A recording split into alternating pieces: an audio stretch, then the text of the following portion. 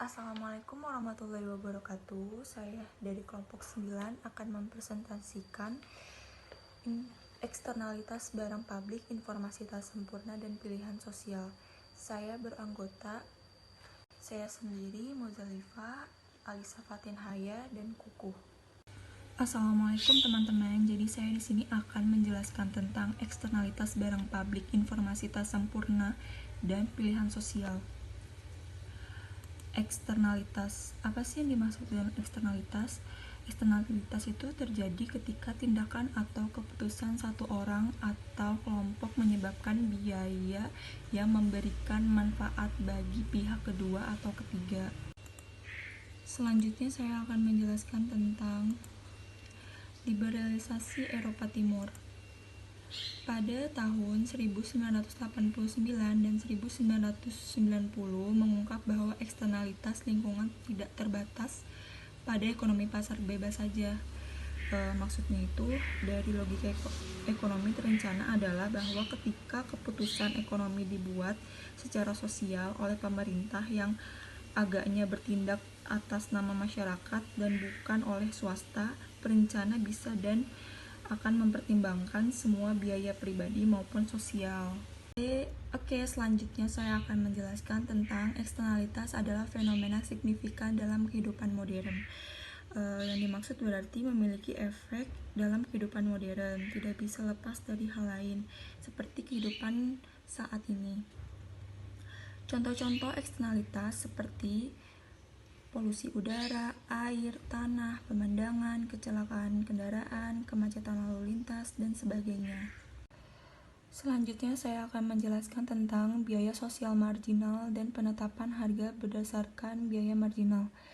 Perusahaan kompetitif sempurna yang memaksimalkan laba akan memproduksi output hingga titik di mana harga sama dengan biaya marginal, atau yang biasa disebut dengan rumus P sama dengan MC.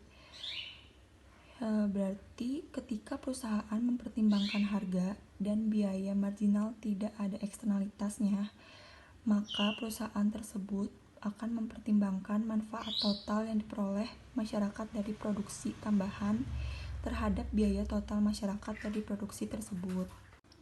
Selanjutnya saya akan menjelaskan ketidaksamaan pasar dan peran pemerintah. Perusahaan yang memaksimalkan laba tidak ada eksternalitas industri. Contoh perusahaannya ada di kurva MC. Jika kita mengkonsumsikan bahwa harga saat ini mencerminkan beberapa yang bersedia dibayar oleh konsumen untuk suatu produk pada marginnya, maka perusahaan yang menciptakan biaya eksternal tanpa mempertimbangkannya dalam keputusan mereka akan cenderung berproduksi terlalu banyak. Pada Q, biaya sosial marginal melebihi biaya yang dibayar oleh konsumen. Selanjutnya ada kurva eksternalitas di asrama perguruan tinggi. Pada kurva MPC konstan pada 0,05 per jam ditambahkan pada MDC untuk mendapatkan MSG atau MSC. Selama keuntungan Harry melebihi manfaat pribadi dari jam tambahan mendengarkan musik dibanding yang ia tanggung dalam bentuk biaya, sistem stereo akan terus dihidupkan. Ia akan memainkannya selama 8 jam. Titik di mana MB Harry sama dengan MPC. Hasil ini tidak efisien. Untuk tiap jam memainkan di atas 5 jam, biaya sosial marginal yang ditanggung oleh masyarakat, dalam hal ini masyarakat terbentuk dari Harry dan Jack, melebihi manfaat marginal Harry, yakni MSG, lebih besar MB Harry. Menginternalkan eksternalitas itu tuh ada 5. Yang pertama, pajak dan subsidi yang ditanggung pemerintah. Secara tradisional, para ekonom menganjurkan subsidi dan pajak marginal sebagai cara langsung untuk memaksa perusahaan mempertimbangkan biaya dan manfaat eksternal. Yang kedua itu ada tawar-menawar. dan negosiasi swasta. Maksudnya itu dalam suatu artikel penting yang ditulis di tahun 1968, ekonom Ronald Coase menunjukkan bahwa pemerintah tidak perlu terlibat dalam setiap kasus. Yang ketiga adalah aturan dan prosedur hukum. Dalam kasus seperti ini, korban bisa pergi ke pengadilan dan meminta aturan keputusan yang melanggar perilaku yang menyebabkan kerugian berlanjut. Yang keempat ada menjual atau melelang hak untuk menimpakan eksternalitas.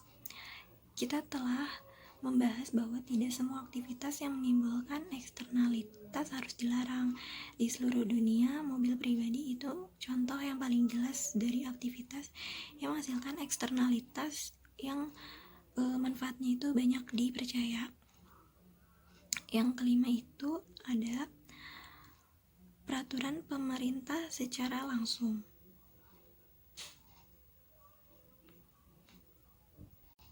Ya, selanjutnya pajak dan subsidi. Secara tradisional, para ekonom menganjurkan subsidi dan pajak marginal secara langsung. Itu ketika suatu perusahaan menimpakan biaya sosial eksternal, menurut logikanya pajak per unit seharusnya dikenakan sama dengan kerusakan setiap unit output berikutnya yang dihasilkan oleh perusahaan tersebut. Pajak seharusnya persis sama dengan biaya kerusakan marginal. Selanjutnya yaitu mengukur kerusakan.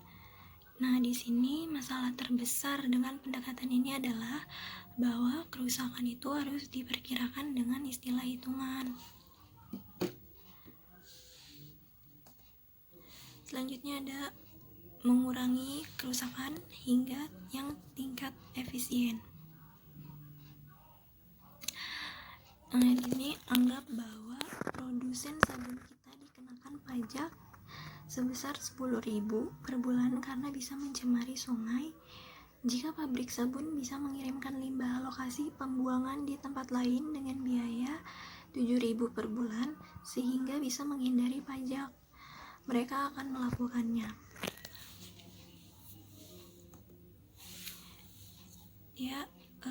Intensif untuk memperhatikan dan menghindari bahaya. Kadang solusi yang efisien untuk masalah eksternalitas adalah bila pihak yang dirugikan menghindari kerugian. Barang publik atau sosial. Barang publik ini didefinisikan oleh dua karakteristik yang terkait erat. Barang ini tidak punya tandingan dalam konsumsi atau manfaat, tidak bisa dipisahkan seperti yang kita lihat. Barang ini memperlihatkan kegagalan pasar karena memiliki karakteristik yang menyulitkan sektor swasta untuk memproduksinya secara menguntungkan. Selanjutnya ada karakteristik barang publik. Sebagian besar barang publik itu tidak bisa dikecualikan. Begitu sistem pertahanannya dibangun, sistem itu melindungi setiap orang. Distribusi pendapatan sebagai barang publik. Untuk menjawab hal ini, kita harus mempertimbangkan manfaat mengenteskan kelaparan. Pertama, ini menghasilkan manfaat psikologis kolektif. Mengetahui bahwa tidak ada orang yang kelaparan membantu kita tidur lebih nyenyak. Yang kedua, mengenteskan kelaparan mungkin mengurangi penyakit, dan ini memiliki banyak efek bermanfaat. Hal ini juga mengurangi klaim dana kesejahteraan dan berkontribusi positif pada perekonomian. Ini ada dua kurva. Yang kiri itu bersedia membayar 6 per unit untuk X1 dan B bersedia membayar 3 per unit untuk X1. Oleh sebab itu, jika masyarakat hanya terdiri dari A dan B, masyarakat bersedia membayar 9 per unit untuk X1. Barang publik X, untuk X2 masyarakat bersedia membayar total per unit. Kalau yang di sebelah kanan itu dengan kurva MC seperti pada gambar, tingkat output efisien adalah X1 unit. Jika pada tingkat itu A dikenai ongkos 6 per unit dari X yang diproduksi dan B dikenai ongkos per unit X, setiap orang seharusnya senang. Penyediaan barang publik oleh publik. Semua masyarakat dulu dan sekarang harus menghadapi masalah penyediaan barang publik. Ketika anggota masyarakat bersatu padu membentuk suatu pemerintah, mereka melakukan itu untuk memberi mereka barang dan jasa yang tidak akan tersedia jika mereka bertindak secara terpisah. Di sini ada penyediaan optimal untuk barang publik. Di sini ada kurvanya. A membeli 2 unit dan B membeli 9 unit, sehingga total barang yang dibeli 11. Pada harga 1, A membeli 9 unit dan B membeli 13 unit, sehingga totalnya itu 22. Kita semua membeli sejumlah barang pribadi yang kita inginkan. Permintaan pasar adalah jumlah horizontal dari semua kurva permintaan individual. Permintaan pasar pada harga 1 adalah 22 unit. Jika harga meningkat ke 3, kuantitas yang diminta A akan turun ke 2 unit dan B akan turun ke 9 unit. Permintaan pasar pada harga 3 adalah 2 ditambah 9 sama dengan 11 unit. Selanjutnya ada penyediaan lokal untuk barang publik. Hipotesis Tibet. Menurut hipotesis Tibet, bauran barang publik yang efisien diproduksi ketika harga lokal dalam bentuk pajak atau biaya perumahan yang lebih tinggi bisa mencerminkan preferensi konsumen tepat, seperti yang mereka lakukan di pasar barang swasta. Yang kedua ada barang campuran.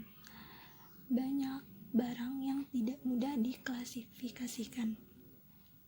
Barang seperti itu punya karakteristik yang sebagian publik dan sebagian pribadi, dan kita menyebutnya barang campuran.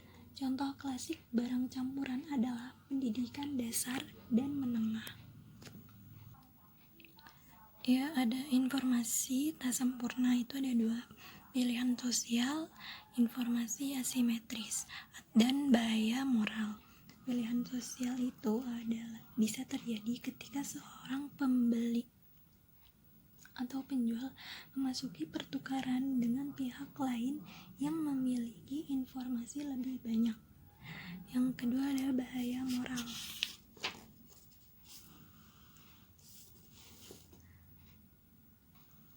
Bahaya moral. Seperti pilihan salah, masalah bahaya moral adalah masalah informasi. Para pelaku kontrak tidak selalu bisa menentukan perilaku masa depan orang yang menjadi rekan kontraknya.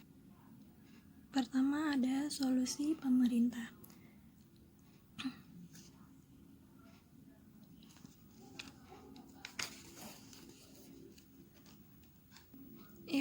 Solusi pemerintah.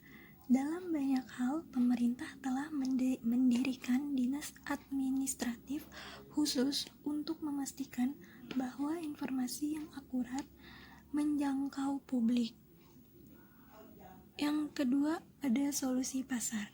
Seringkali informasi dihasilkan oleh konsumen dan produsen sendiri. Proses pengumpulan informasi disebut dengan pencairan pasar atau market search. Perkembangan pesat internet memiliki efek yang amat besar atas ketersediaan informasi bagi konsumen. Selanjutnya ada opsi paradoks. Di dalam gambar ada opsi A, opsi B, dan opsi C. Itu yang dimaksud Paradoks pengambilan suara mengilustrasikan beberapa hal. Yang paling penting adalah bahwa ketika preferensi atas barang publik berbeda dengan individu, maka VIP1 lebih menyukai A daripada B dan C, sedangkan VIP2 lebih menyukai B daripada C dan C daripada A. Dekan lebih menyukai C daripada A dan B. Selanjutnya, pemerintah dan pasar. Yang pertama, keukuran kerugian dan manfaat sosial sulit dilakukan dan tidak akurat. Yang kedua, tidak ada mekanisme yang tepat untuk menentukan preferensi warga negara tentang barang publik. Yang ketiga, karena dinas pemerintah tidak dirintangi oleh disiplin pasar, kita memiliki sedikit alasan untuk berharap mereka akan menjadi produsen yang efisien. Yang keempat, baik pejabat yang dipilih maupun yang ditunjuk memiliki kebutuhan dan preferensi sendiri, dan alangkah baiknya naifnya untuk berharap bahwa mereka akan bertindak tulus demi kebaikan masyarakat. Sekian dari kelompok kami, kurang lebihnya mohon maaf. Wassalamualaikum warahmatullahi wabarakatuh. Selanjutnya, saya akan menjelaskan pilihan sosial. Masyarakat adalah sekumpulan individu dan masing-masing memiliki berbagai preferensi yang khas. Preferensi yang khas itu berarti kesukaan antara sekumpulan individu. Mendefinisikan keinginan masyarakat oleh sebab itu menjadi masalah pilihan sosial. Paradoks pengambilan suara. Mekanisme pengambilan keputusan sosial yang paling umum adalah suara mayoritas, tapi bukan merupakan cara yang sempurna. Pada tahun 1951, ekonom Kenneth Arrow membuktikan teorema kemustahilan bahwa mustahil untuk merancang pola pengambilan suara yang menghormati preferensi individu dan memberikan hasil yang konsisten dan tidak subjektif. Selanjutnya, insistensi pemerintah teori pilihan publik. Pejabat yang cenderung kita khawatirkan adalah orang yang menjalankan dinas pemerintah administrasi keamanan sosial, Departemen Perumahan Rakyat, dan pengembalian kota, dan pencatatan kendaraan bermotor negara. Efisiensi struktur internal dinas pemerintahan tergantung pada struktur insentif yang dihadapi oleh pekerja dan kepala dinas. Pembahasan ulang perilaku mencari sewa. Masalah lain dengan pilihan publik adalah bahwa kelompok berkepentingan khusus bisa dan memang membelanjakan sumber daya untuk memperoleh proses legislatif. Seperti kita katakan sebelumnya, pengembalian suara individual memiliki sedikit insentif untuk menjadi informatif dan berpartisipasi penuh dalam proses legislatif.